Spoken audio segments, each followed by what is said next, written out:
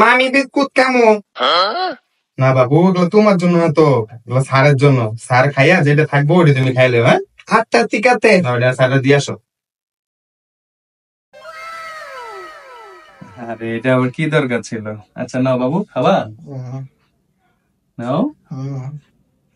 আচ্ছা ঠিক আছে।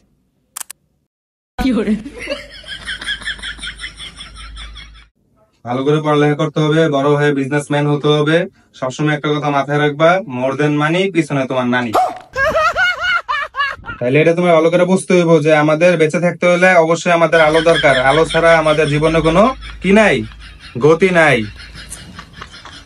আলো ছাড়া কি করা যায় না, কোনো টিকটক করা যায় না।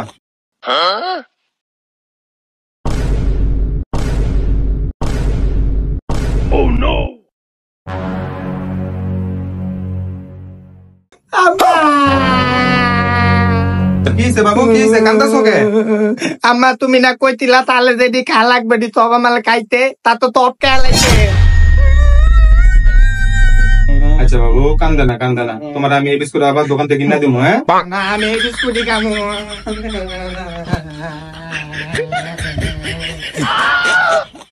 প্লিজ আমাকে ক্ষমা করে দাও।